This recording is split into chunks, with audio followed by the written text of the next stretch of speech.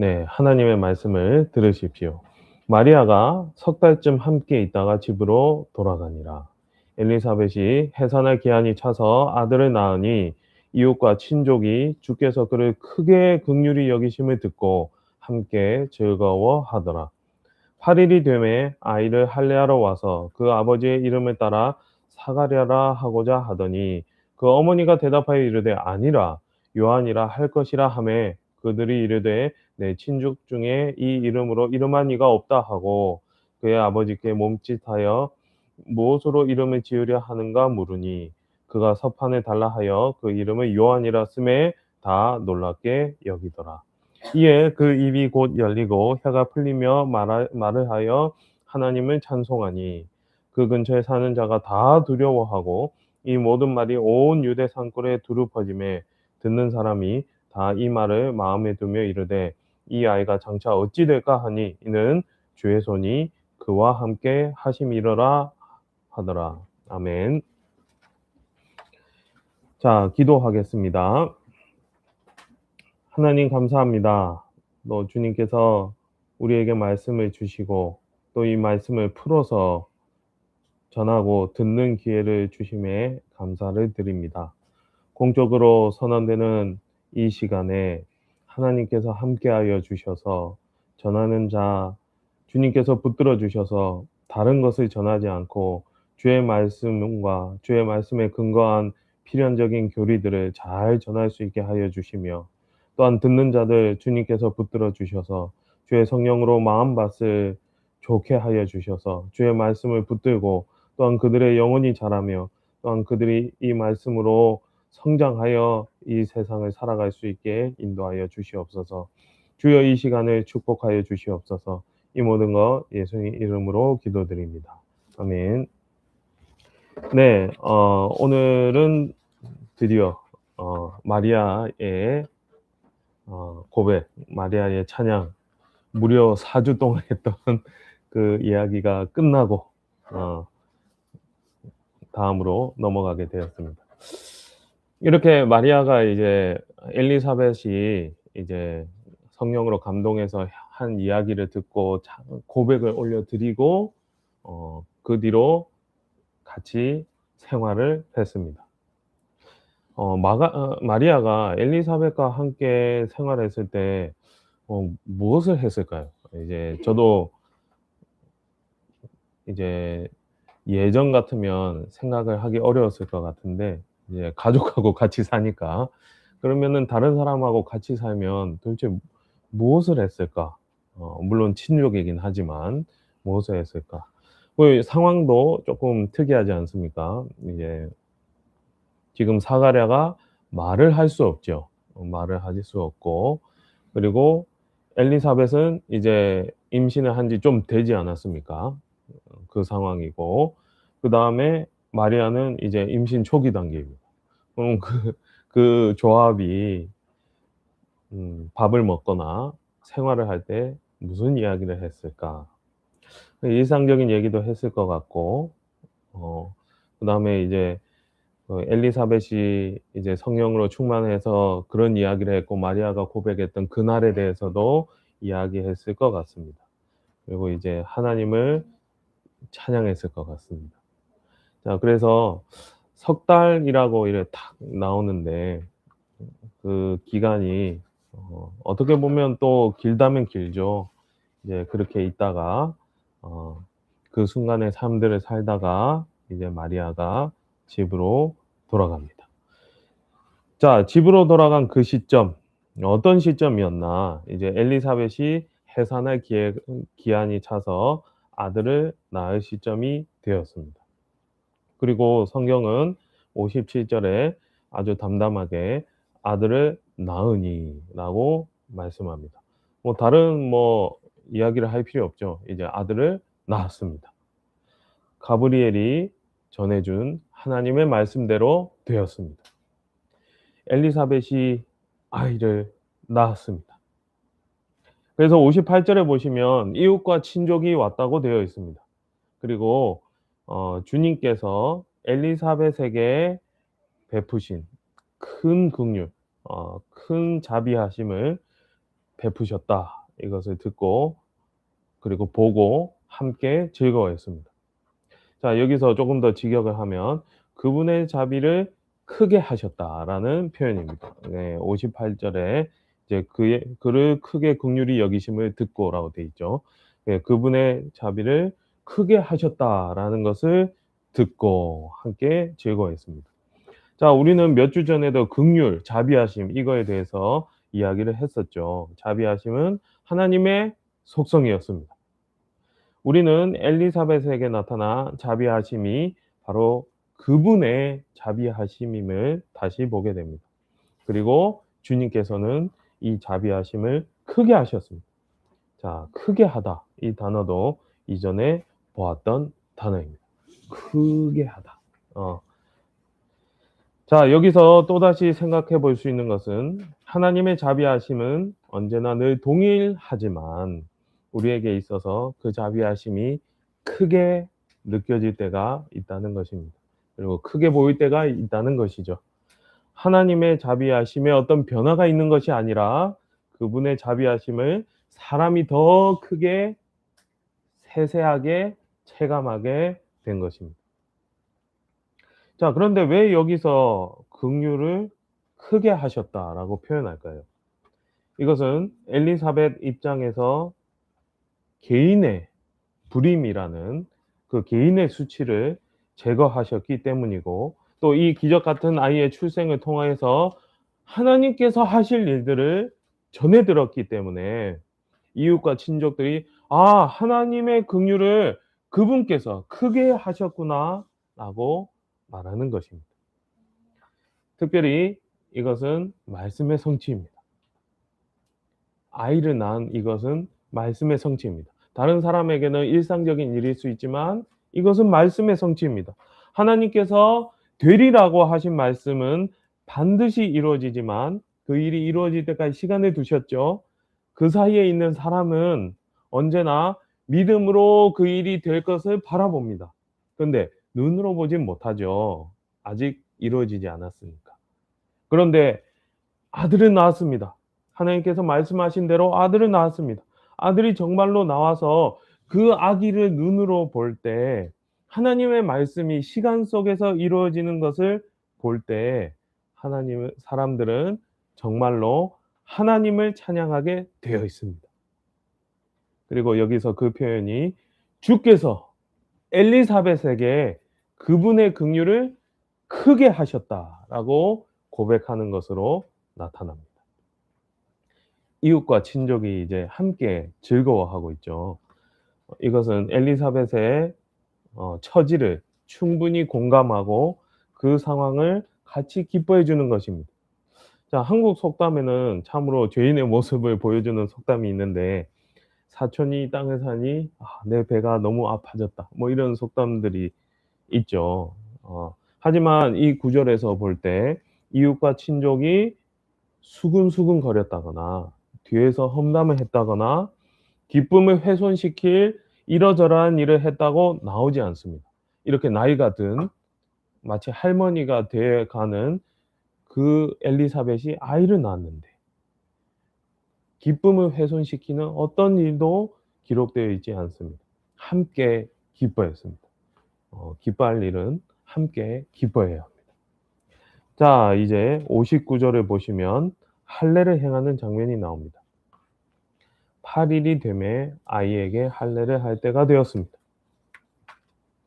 창세기 17장 12절을 보시면 너희의 대대로 모든 남자는 집에서 난 자나 또는 너희 자손이 아니라 이방 사람에게서 돈으로 산 자를 막론하고 난 지 8일 만에 할례를 받을 것이라 라는 말씀이 나옵니다.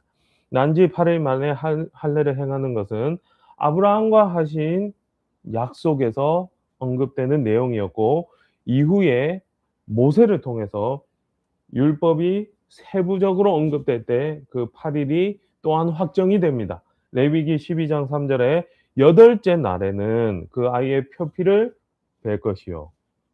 이 표현으로 보아서 8일째 하는 것이 이제 율법으로도 지지를 받고 확정됨을 볼 수 있습니다.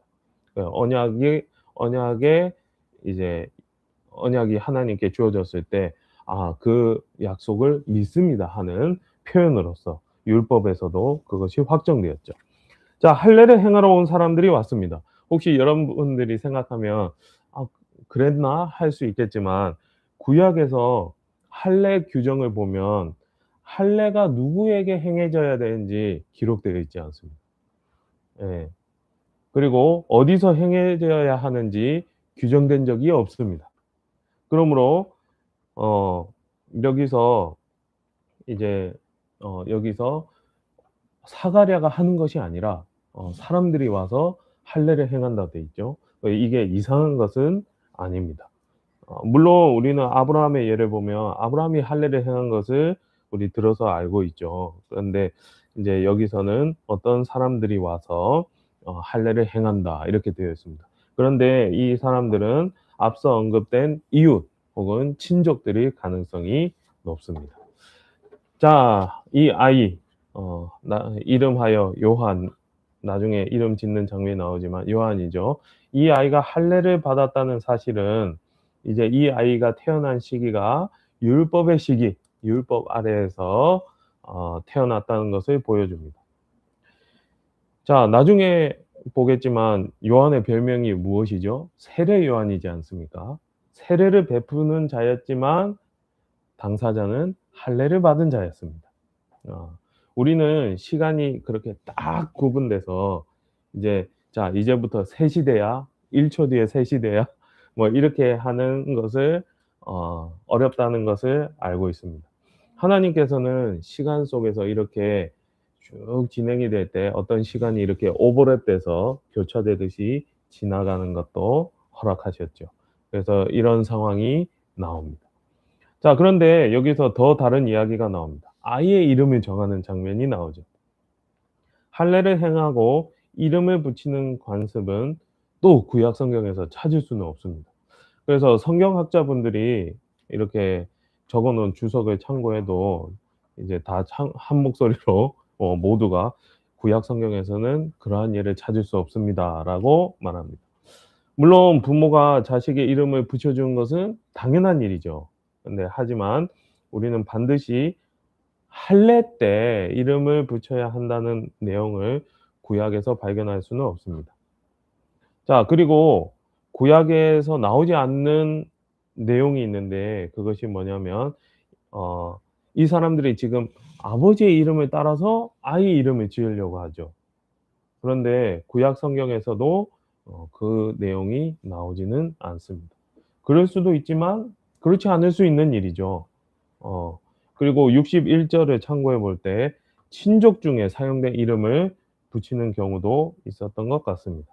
자, 이런 내용들 이제 할례할 때 아이의 이름을 붙이거나 그 이름을 아버지 이름에 따라서 혹은 친족들에게 쓰이는 이름을 들고 와서 붙이는 그런 것들은 구약 성경에는 찾을 수 없지만 이제 당시 유대인의 사회에서 '관습으로 사용됐구나.'라는 것을 볼 수 있습니다.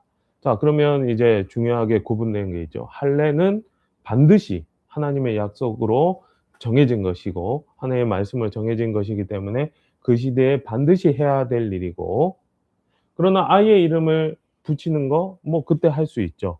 여러 시기 중에 그때 할 수 있고, 그리고 아버지의 이름을 따라서 붙여야 되냐? 아닐 수도 있는 것이죠. 그래서 그렇게 해도 되고 안 해도 되는 것들이 이제 같이 있습니다. 자, 그런데 이 사람들이 사가랴의 이름을 붙이려고 할 때 엘리사벳이 반대를 합니다.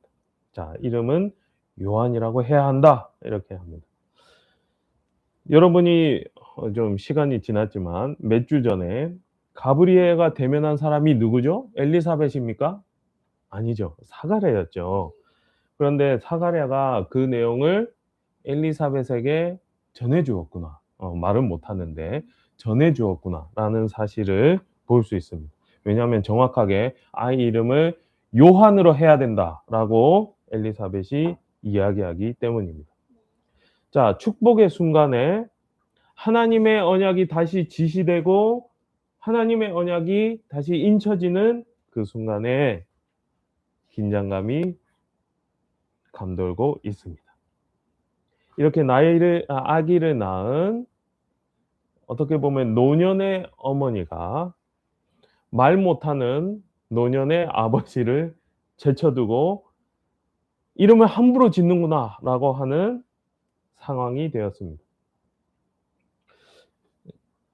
좀 상황이 재밌죠. 우리는 이전 이야기를 아니까 요한이라고 이름을 짓는 것은 천사의 말을 따라서, 그러니까 하나님의 말씀을 따라서 하나님의 일을 실행하는 것인데, 할례를 행하고 도와주는 사람, 하나님께서 규정한 그 말씀대로 할례를 행하고 도와주는 사람들은 이것을 이해하지 못하고 있습니다.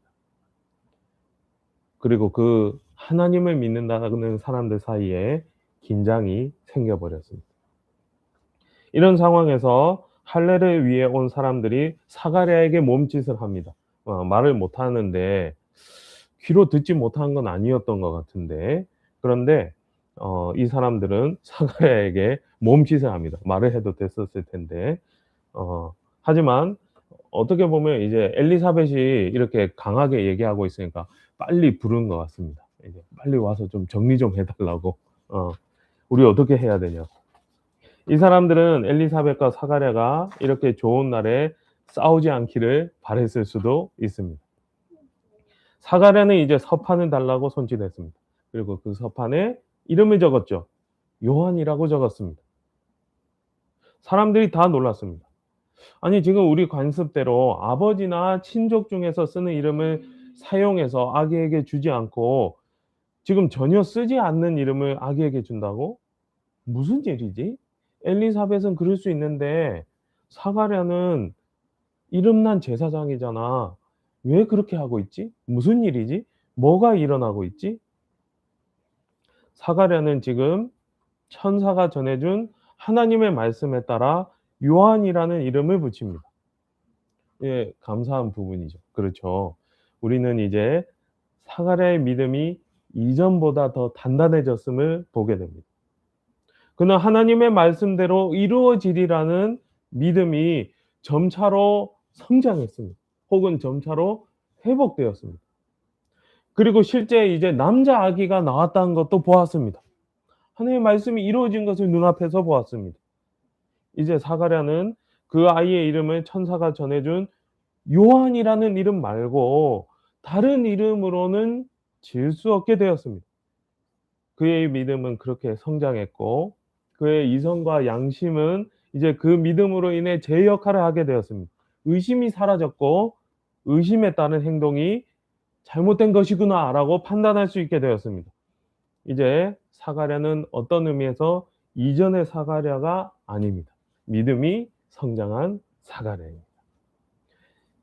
이 이름, 이제 천사가 전해준 그 말로 인해 지은 이름인데, 혹시 여러분이 아시는 것처럼 요한이라는 이름은 여호와는 은혜로우시다라는 뜻이 있습니다. 이 이름은 하나님의 구속 역사에서 의미심장한 시대가 시작됨을 보여주는 이름이기도 합니다. 이제 율법의 시대가 끝나고 하나님의 은혜가 더 찬란하게 부각되는 시기가 시작되는구나라는 것을 보여줍니다. 율법의 시대에는 은혜가 없었습니까? 그렇지는 않죠. 하지만 그 시대보다 은혜의 시대에 더 찬란한 은혜가 비춰집니다. 그래서 거시적인 멀리서 봤을 때도 그 요한이라는 이름은 의미심장한 이름입니다. 하지만 동시에 이 이름은 사가랴에게도 의미 있는 이름입니다. 하나님은 누구에게? 하나님의 백성에게 은혜로우시고 동시에 누구에게? 그 백성 안에 있는 사가랴에게 은혜로우신 분이심을 보여줍니다. 사가랴가 이 이름을 서판했을 때 어떤 심정이었을까요? 여호와 하나님은 은혜로우시다라고 적을 때, 그래서 그 말을 줄여서 예호하난 혹은 줄여서 요하난이라는 그 이름을 쓸 때 사가랴는 어떻게 생각했을까요? 여호와 하나님이 은혜로우신가? 과연 나한테 은혜로우신가? 이렇게 생각했을까요? 지금 말 못하고 있으니까. 아닐 것입니다. 사가랴는 이제 믿음이 성장했습니다. 그는 지금 자신이 말을 하지 못해도 여호와 하나님이 은혜로우심을 더 확고히 붙들게 되었습니다. 그리고 이후에 일어난 그 사건에서 사가랴가 정말로 하나님이 은혜로우시다고 믿었음을 보게 됩니다. 사가랴는 나중에 징계가 풀려서 말을 하게 되기 때문입니다. 사가랴는 단순히 천사의 지시를 지키기 위해서 억지로 요한이라고 이름 적은 것은 아닙니다. 사가랴는 정말 마음 중심에서부터 요한은 은혜로우시구나. 그래서 그분 말씀대로 지금 내가 요한이라고 이 아이의 이름을 지어야 되는구나 라고 생각했습니다. 이 부분은 하나님께서 온 세상을 다스리시는 모습이 어떠한지 보여주는 모습이 됩니다. 사가랴는 앞서 어느 정도의 의심과 불신앙으로 인해 벙어리가 되는 벌을 받았습니다. 그런데 아기의 이름을 지어주는 이때에는 천사가 전해주는 하나님의 말씀을 믿는 사람으로 나타납니다. 하나님의 정하심은 때때로 신자들의 불신앙 때문에 이루어지지 않을 것처럼 보일 때가 있습니다. 아니, 하나님을 믿지 않는 이 세상으로 인해서 하나님께서 이 세상을 만드시기 전에 정하셨던 뜻이 이 죄된 세상으로 인해서 이루어지지 않는 것처럼 보입니다. 하지만 하나님은 그 모든 과정을 다스리시는데 이 경우에서처럼 사가랴의 의심과 불신앙이 회복되게 하심으로 하나님께서 정하신 그 이름이 그 아이에게 붙여질 수 있도록 하실 수 있으십니다. 이 과정에서 하나님은 그분의 뜻을 미리 보이셨는데 그 뜻을 사가랴를 통해서 이루어지게 하셨고 사가랴는 어떻게 됐죠? 자신의 믿음이 회복되었고 그리고 이를 보는 사람이 다 놀랍게 여기는 상황이 되었습니다. 자, 여기서 놀랍다라는 단어는 21절에 사가랴가 성전에서 늦게 나왔을 때 백성들이 이상하다라고 했던 그 단어하고 동일한 단어입니다. 그래서 사람들은 무엇이죠? 사가랴가 성전에서 늦게 나왔을 때 그때 이제 너무 오래전 얘기라 좀 기억이 안 나실 수도 있는데 늦게 나왔을 때 하나님께서 어떤 일을 행하셨구나라고 하면서 이상하게 여겼죠. 지금도 사람들이 놀랍게 여기는데 같은 단어입니다. 놀랍게 여기는데 왜 그렇죠? 이 부부가 하나님의 뜻에 따라 무엇인가 하고 있겠구나 라는 것을 느끼게 되었습니다. 그래서 사람들이 놀랍게 여깁니다. 그리고 이제 더 놀라운 일이 일어나죠. 64절에 사가랴의 입과 혀가 풀렸다라고 하게 됩니다. 그리고 말을 하게 되었습니다. 놀라운 일이죠. 사람들은 앞서서 이 늙은 노 부부가 요한이라는 가족 중에 사용한 적이 없는 이름을 사용한 것에서 이상하게 여기고 놀랐습니다. 그런데 이제 그들은 말 못하는 자가 말하는 것을 보게 되었습니다. 그들의 입장에서 기적이 일어난 것이죠. 그러나 이 기적 또한 하나님의 일하심에 쓰인 기적입니다. 사가랴는 입으로 말할 수 있게 되자 무엇을 하게 되죠? 하나님을 찬송합니다. 하나님을 송축하는 이 모습에서 우리는 사가랴의 감사하는 마음을 찾아볼 수 있습니다. 또한 동시에 피조물이 하나님의 큰 자비하심을 볼 때 하게 될 행동, 그 행동이 무엇인지 보여줍니다. 하나님을 송축하는 것, 하나님께 선한 것을 말하고 선한 것을 하나님께 돌리는 것, 그 일들이 우리가 해야 하는 일들입니다. 하나님께서는 우리를 징계하시기도 하시지만 우리가 회복되었을 때 그 징계를 속히 제거해 주시기도 하십니다. 히브리서 말씀해 보시면 12장 6절에 주께서 그 사랑하시는 자를 징계하시고 그가 받아들이시는 아들마다 채찍질하심이라 하였으니. 이처럼 하나님께서 성도들을 징계하심은 징계 자체의 목적이 있지 않고 우리의 유익을 위하여 그분의 거룩하심에 참여하도록 하기 위해서 징계를 하십니다. 그리하여 오늘 보시는 것처럼 사가랴가 그 믿음이 장성하여 의심이 사라지게 되었을 때 하나님은 사가랴의 입을 열어주심으로 말을 하지 못한다는 징계에서 풀려나게 하셨습니다.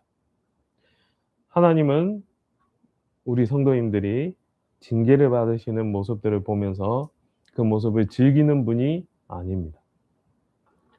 하나님은 여러분이 징계받는 모습을 보면서 저 하늘에서 웃고 계신다고 생각하십니까? 그렇지 않습니다. 하나님은 하나님의 백성의 믿음이 강해지기를 원하시고 그래서 어떤 상황에서는 징계하시지만 그 징계의 목적이 하나님의 백성의 유익이 되게 하십니다. 자, 이제 넘어가 보면 65절에서 이 이야기가 근처에 다 퍼졌다라는 것이 나옵니다.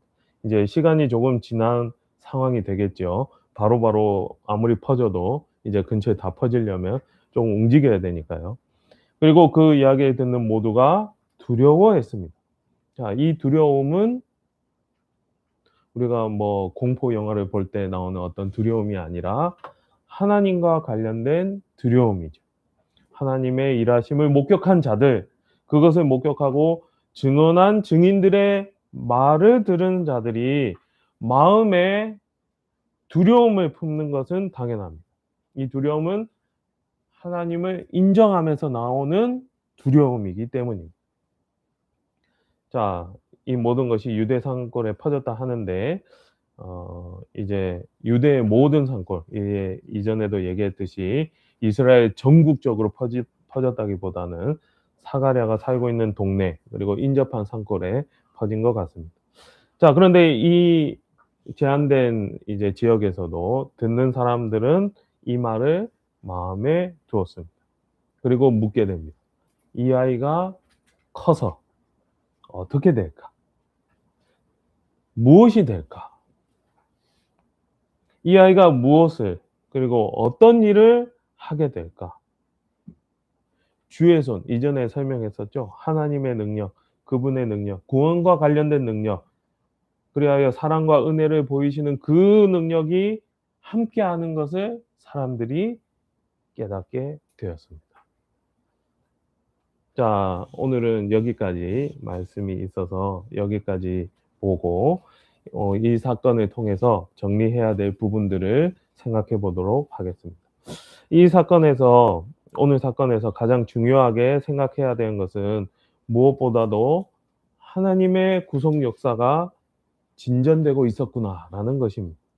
하나님께서 계획하신 것처럼 하나님께서 보내신다고 하셨던 그 엘리야의 심령과 능력을 가진 자가 정말로 태어났구나라는 것을 우리가 보게 됩니다.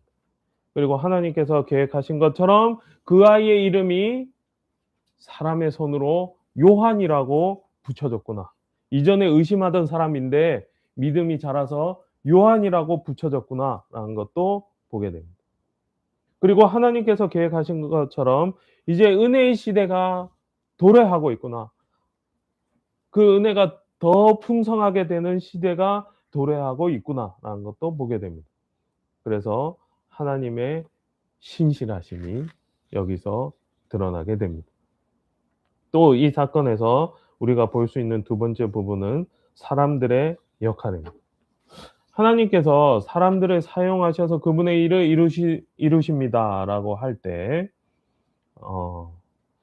우리는 사람들이 정말로 큰 일을 하는 것 같지만 또다시 발견하게 되는 것은 사람이 그렇게까지 결정적인 일을 하는 것은 아니구나라는 것을 보게 됩니다.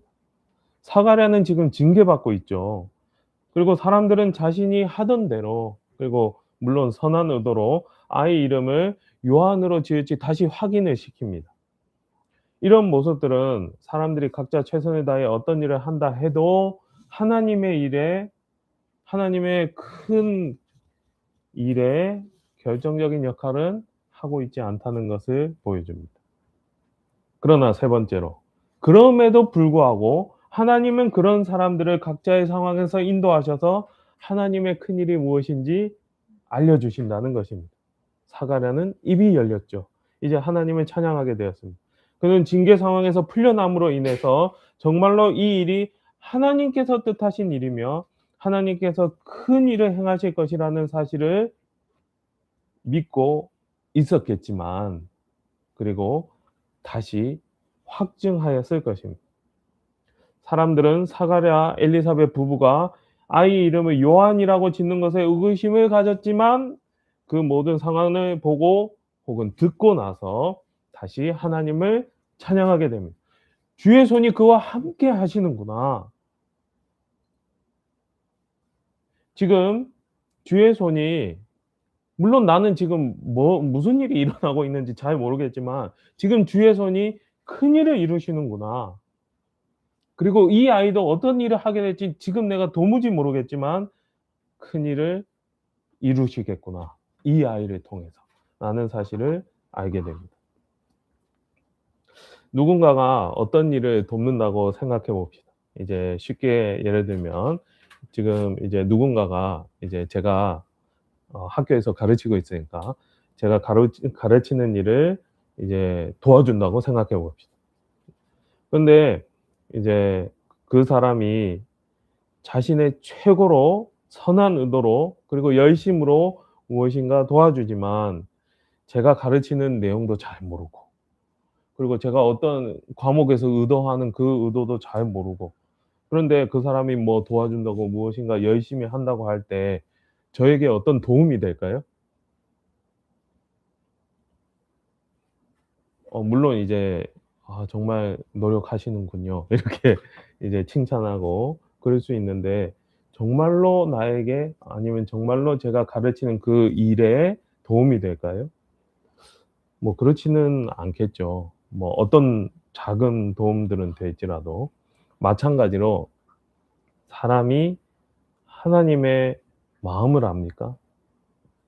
사람이 하나님의 모사가 될 수 있습니까? 로마서 11장 34절에 "누가 주의 마음을 알았느냐? 누가 그의 모사가 되었느냐?"라고 말하지 않습니까? 그런데 하나님은 이런 사람들 다 사용하셔서, 그리고 심지어 구원 역사를 이루어 가시는 그 중대한 상황에서도 각각의 역할을 하는 사람들에게 각각 필요한 유익을 주십니다. 그럼에도 불구하고 그분은 그분의 일을 이루십니다. 그리고 그 의도도 잘 모르는 사람들에게도 다 유익을 주십니다. 이런 모습들을 볼 때 결론적으로 우리가 이 사건에서 알게 된 것을 요약하면 무엇이 될까요? 하나님의 은혜입니다. 그분은 그렇게 하나님의 백성 전체에 대해서 은혜로우시며 동시에 백성 개개인을 향해서도 은혜로우십니다. 은혜가 무엇이죠? 호의, 불쌍히 여김, 긍휼, 자비 등 그 모든 것이 합쳐진 어떤 개념이지 않습니까? 하나님은 하나님의 백성에게 은혜를 베푸십니다. 자, 이렇게 구속 역사의 큰 일에서 사람이 어떤 결정적인 역할을 하지 않지만, 그럼에도 하나님은 그 상황에 있었던 사람들에게도 은혜를 베푸셨죠. 자, 이거를 생각하면서 우리에게 적용할 부분이 무엇이 있을까 생각해 보도록 하겠습니다. 저번에도 계속 얘기하고 있지만 우리가 이 구속 역사에서 어떤 결정적인 일들을, 우리가 이제 세례 요한을 낳을 것도 아니고 이제 그런 일은 없으니까 그것이 아니라 이것을 다 생각하고 나서 그러면 우리는 어떻게 이 말씀을 보면 적용을 해 볼까라는 부분을 제가 두 가지로 나눠 보도록 하겠습니다. 첫 번째로, 우리는 하나님이 알려주신 일반적인 계명에 따라서 최선을 다해야 됩니다. 우리는 오늘 사람들의 모습 중에서 어떤 것을 볼 수 있죠? 아이를 낳은 것에 함께 기뻐하는 모습. 할례를 베풀기 위해 율법대로 8일째에 그 집을 찾아온 모습. 부모의 의사를 존중하면서 '아 아닌 것 같은데.' 하면서도 아이 이름을 요한이라고 짓는 것을 도와주는 모습. 하나님께서 기적을 행하셨을 때 '아 하나님께서 나는 잘 모르는데 어떤 일을 하시는구나.'라고 하면서 두려워하며 경외하는 모습. 그리고 주의 손이 함께 하시니 그 아이는 어떤 일을 하게 될까? 물론 미래에 내가 살아 있을지 아닐지도 모르고 어떻게 될지 모르지만 '어떤 일을 하게 될까?'라고 궁금해하는 모습이 나왔습니다. 일반적인 사람의 모습이 나왔습니다. 여기서 아기 이름을 요한이라고 지으려 했을 때 사람들이 당혹해하지 않았습니까? 그리고 그때 아이 이름을 다르게 지으려 한다고, 그래서 한 번에 알아듣지 못했다고 갑자기 천사가 나타나서 그 사람들을 징계했나요? 그렇지 않죠.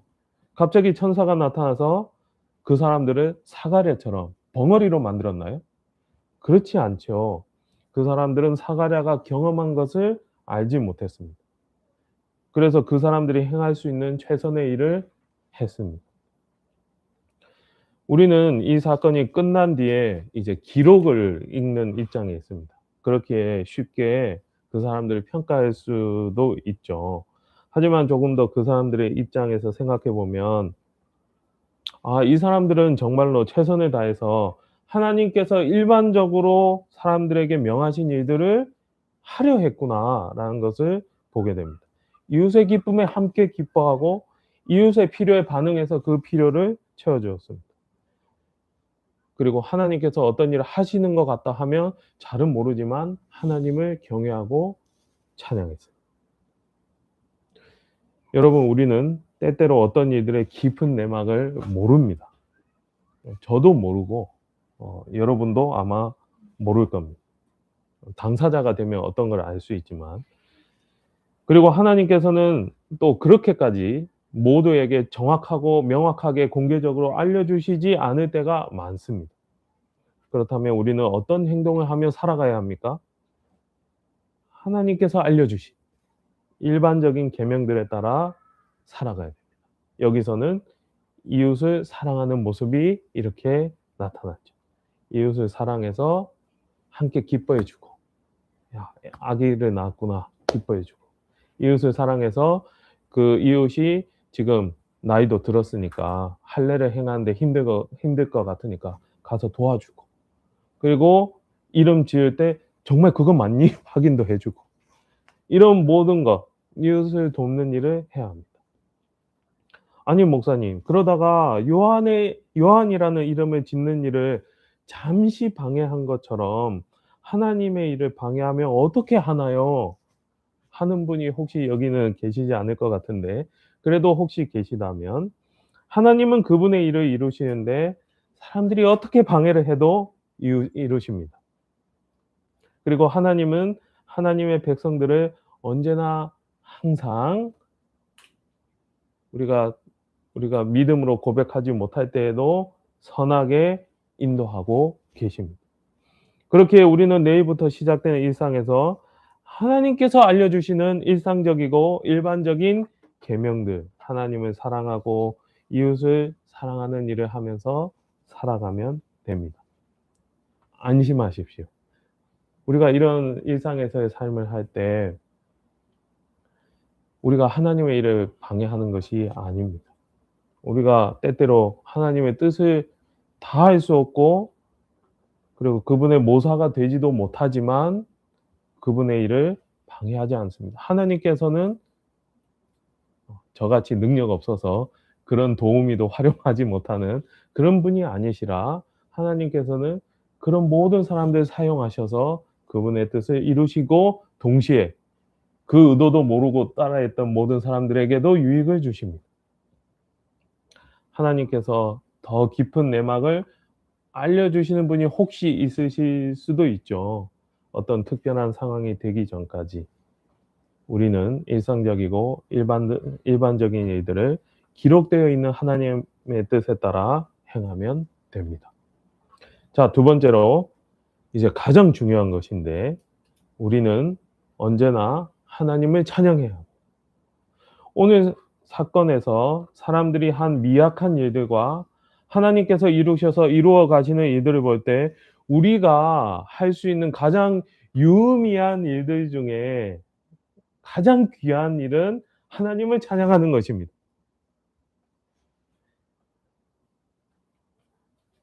하나님을 찬양하는 것.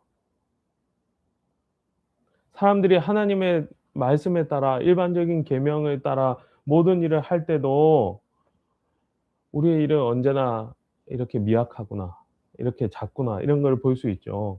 그런데 여기서 나온 일들 중에 가장 귀한 일이 하나님을 찬양한 겁니다. 사가랴는 하나님을 찬양했죠. 물론 자신의 징계가 풀려서 기쁨으로 찬양했을 수 있습니다. 그런 의미도 들어 있을 수 있죠. 그러나 사가랴는 하나님께서 이루어 주신 그분의 큰 일로 인해 찬양을 했을 것입니다. 왜냐하면 그가 징계가 풀리기 전에 하나님의 큰 일이 이루어지는 것을 믿었고, 그 믿음의 표현으로 아기 이름을 요한이라 지었기 때문입니다. 사람의 가장 큰 반응은 언제나 찬양입니다. 찬양이 뭐냐? 하나님을 높이는 것입니다. 입이 열리자마자 하나님을 찬양하는 이 모습은 언제나 하나님의 백성의 본이 되는 모습입니다. 우리는 이제 다 이루어진 일을 다시 묵상함으로 하나님을 찬양할 수 있습니다. 과거에 이루어진 일은 바뀌지 않죠. 그렇다면 우리가 찬양할 이유도 바뀌지 않습니다. 그것도 영원히 바뀌지 않습니다. 이제 하나님께서 이루신 큰 구원 사역으로 인해서, 그리고 그분이 백성들에게 베푸신 큰 은혜로 인해서 하나님을 찬양했으면 좋겠습니다. 그리고 그 아이 이름처럼 여호와는 은혜로우시다라는 그것을 생각하면서 하나님을 찬양했으면 좋겠습니다. 자, 이제 오늘 설교를 마무리하도록 하겠습니다. 오늘 우리는 엘리사벳과 사가랴 그리고 여러 사람들의 모습을 보았습니다. 그리고 엘리사벳의 출산과 사가랴의 입이 열리는 기적 속에서 거대한 구속의 역사가 한치의 오차도 없이 신실하게 진행되는 것을 보았습니다. 그렇게 하시는 분이 하나님이신 것을 보았습니다. 우리가 이제 성경에 있어서 아주 그 사건을 귀하고 중요한 일로 보지만, 그 시대를 잠시 생각해 보면 유대 산골에 일어난, 어떻게 보면 한 가정에서 일어난 작은 소동입니다. 예, 전국구의 일도 아니고, 이제 요즘은 인터넷이 있어서 다 알지만 뭐 그런 일도 아니었을 것입니다. 그러나 하나님은 사가랴의 불신앙을 믿음으로 빚어가셨고, 이웃들의 평범한 선의를 사용하셨고, 그래서 아이 이름을 요한이라고 붙이게 하셨습니다. 그리고 요한이라는 이름이 이제 하나님의 구속 역사에서 사용되게 하셨습니다. 이제 세상에서 우리가 살아갈 때 이제 우리가 더 많은 지식을 얻게 돼서, 와, 저런 일들이 내막에 있었구나, 뭐 이런 뉴스, 어떤 뉴스를 봐도 그런 일들을 많이 보죠. 와, 세상에 이렇게 권세 있는 사람들은 따로 밀실에 모여서 진짜 뭐 하고 있었구나. 아니면 저 사람들은 정말 마음대로 어떤 국가에 큰 결정을 내렸구나, 뭐 이런 큰 일들을 보지 않습니까? 그리고 그런 걸 생각하면 '내가 도대체 뭘 할 수 있지? 지금 기름값이 이렇게 올랐는데 내가 도대체 뭘 할 수 있지? 지금 이렇게 식재료 값이 그렇게 올랐는데 내가 뭘 할 수 있지? 뭐 정부를 타도해야 되나?' 근데 뭐 다른 나라에 일어난 일이잖아요. 그럼 이렇게 할 수 있나? 이 세계에서 내가 뭘 할 수 있지? 그러나 하나님께서는 그분의 복음을 통해서 우리에게 알려주신 것이 있습니다. 안심하라고. 그분은 언제나 그런 사람들을 통해서 그 일을 하셨습니다. 우리같이 미약한 사람들, 자기가 뭘 할 수 있다고 이렇게 교만한 사람들, 그 모든 사람들 사용하셔서 하나님의 일을 이루셨습니다. 그래서 안심하십시오. 그리고 기억하십시오. 하나님은 언제나 은혜로우시다. 기도하겠습니다. 살아계신 우리 아버지 감사합니다. 또다시 우리가 하나님의 구속 역사가 그 당시에 어떻게 진전되었는지 보일 수 있게 해주셔서 감사합니다. 우리는 당시에 살지 않아서 그 일들의 기쁨을 정말 현장감 있게 보지도 못했고 또 같이 할 수 없었지만, 그러나 기록된 말씀을 통해서 그 사건을 보면서 그 사람들은 그 당시 보지 못했던 하나님은 얼마나 크시고 하나님은 얼마나 한치의 오차도 없이 그 모든 구속 역사를 인도하실 수 있는 분이심을 알게 하신 것에 감사드립니다. 하나님 아버지, 또다시 우리가 하나님의 큰일을 생각할 때 우리 마음에 하나님을 찬양하는 마음을 심어 주시옵소서. 우리가 할 수 있는 그 모든 것 중에 가장 귀하고 어쩌면 가장 가능한 일은 하나님을 찬양하는 것입니다. 우리의 입술이 열렸을 때, 우리가 이러한 일들을 주의 말씀에서 들었을 때, 그리고 이 선포된 말씀을 들었을 때 우리가 하나님을 찬양할 수 있게 하여 주시옵소서. 또한 우리가 하나님을 찬양하면서 우리는 다 알 수 없지만 하나님께서 인도하심을 믿고 우리의 일상적인 생활에서도 하나님의 나타난 뜻을 따라 살 수 있게 하여 주시옵소서. 또한 그리하여 우리의 미약한 삶들을, 우리의 미약한 말들을, 우리의 미약한 행동들을 사용하셔서 하나님께서 뜻하신 대로 우리 주변 사람들에게 주님을 믿게 하시든지, 또한 우리 주변 사람들에게 하나님을 나타내시든지 하여 주시옵소서. 그리하여 우리가 시간이 지났을 때 우리의 인생을 되돌아봤을 때도 하나님께서 나는 의도치 않았고 나는 하나님의 뜻을 몰랐지만 그러나 하나님께서 나를 통해 선한 일을 이루셨구나 라고 고백하는 우리의 인생이 될 수 있도록 하여 주시옵소서. 하나님 아버지, 또한 주님께 감사하며 또한 우리가 주중에 살아가면서 열심히 일하고 또한 노력했던 소득 중에 일부를 하나님께 드립니다. 하나님 아버지, 또한 이러한 헌금을 통해서도 하나님께서 선한 일을 이루어 주실 줄을 믿습니다.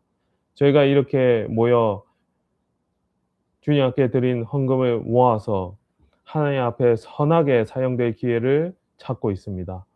주님께서 함께하여 주셔서 그 모든 것도 선하게 인도하여 주시옵소서. 주님 감사합니다. 이 모든 것 예수님 이름으로 기도드립니다. 아멘. 네, 다 같이 일어나 주시기 바랍니다.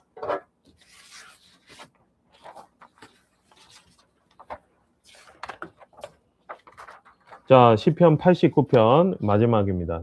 다다다다다다다다다 주 여호와를 영원히 찬송할지어다.